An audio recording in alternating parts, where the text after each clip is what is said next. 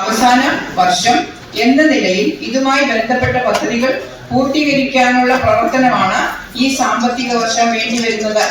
Varkala tourism destination എന്ന നിലയിൽ വർക്കലയുടെ post management കാര്യക്ഷമമായി കൊണ്ടുപോകേണ്ടതുണ്ട്. വർക്കല നഗരത്തിലെ ജനങ്ങളുടെ അടിസ്ഥാന സൗകര്യങ്ങൾ വികസിപ്പിക്കുന്നതിനും നഗരം സൗന്ദര്യവൽക്കരിക്കുന്നതിനും ആവശ്യമായ പദ്ധതികൾക്കാണ് ഈ ബഡ്ജറ്റ് ഊന്നൽ നൽകുന്നത്.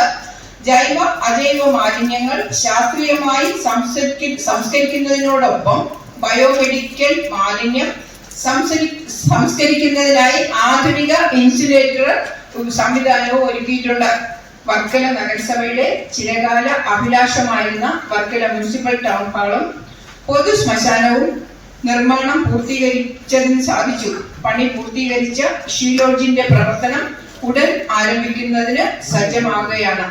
ലോക പ്രശസ്ത പ്രമുഖ വിനോദസഞ്ചാര തീർത്ഥാടന കേന്ദ്രമായ വർക്കലയുടെ പ്രകൃതി സൗന്ദര്യവും പൈതൃക സമ്പത്തുകളും നിലനിർത്തിക്കൊണ്ട് ഉള്ള വികസനമാണ് അനിവാര്യമായിട്ടുള്ളത്. ഇതിൽ നഗര സൗന്ദര്യവൽക്കരണവും പ്രധാനപ്പെട്ടതാണ്.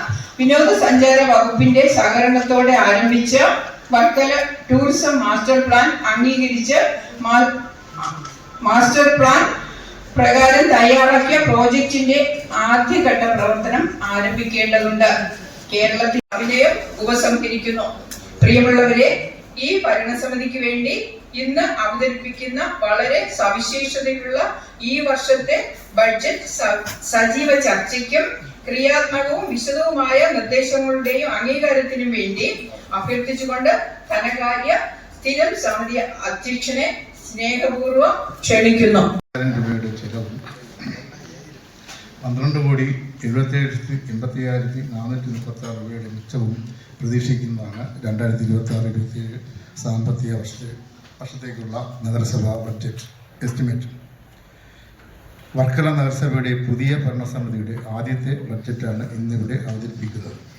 ദിശാബോധമുള്ള ആസൂത്രണത്തിലൂടെയും ശക്തമായ നേതൃത്വ പാഠവത്തിലൂടെയും വർക്കല നഗരസഭയെ ഏറെ മുന്നിലെത്തിക്കുവാൻ നമുക്ക് സാധിച്ചിട്ടുണ്ട്.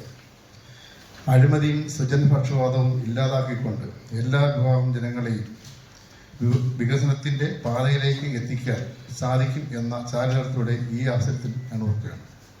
ഇന്ന് വർക്കല നഗരസഭ പുരോഗതിയിലേക്ക് കുതിക്കുകയാണ്. വിഴിഞ്ഞം തുറമുഖം അതിൻ്റെ പ്രവർത്തനങ്ങൾ പൂർണ്ണതയിലേക്ക് എത്തുമ്പോൾ റെയിൽ ഗതാഗതമുള്ള ഏറ്റവും അടുത്ത ഡെസ്റ്റിനേഷൻ എന്ന നിലയിൽ വർക്കലയ്ക്കുണ്ടാകുന്ന വികസന കുതിപ്പ് നാം മനസ്സിലാക്കണം. ഇന്ന് കേരളത്തിൽ തന്നെ ഏറ്റവും കൂടുതൽ ടൂറിസ്റ്റുകൾ എത്തിച്ചേരുന്ന ഇടം വർക്കല എന്നത് യാഥാർത്ഥ്യമാണ്. ചെറുതും വലുതുമായ ഹോം സ്റ്റേകളും റിസോർട്ടുകളും മറ്റ് ടൂറിസ്റ്റ് സെൻ്ററുകളും വർക്കലയുടെ സാമ്പത്തിക ക്രിയാത്മകങ്ങൾക്ക് വേഗത നൽകുന്നു. കൂടാതെ കേന്ദ്ര സർക്കാരിൻ്റെ കണക്കനുസരിച്ച് തന്നെ ഇന്ത്യയിൽ ഏറ്റവും കൂടുതൽ പുതിയ സംരംഭങ്ങൾ ആരംഭിച്ച കേരളത്തിൽ ആനുപാതികമായി ഒട്ടനവധി പുതിയ സംരംഭങ്ങൾ തുടങ്ങാൻ വർക്കല നഗരസഭയ്ക്ക് കഴിഞ്ഞിട്ടുണ്ട്.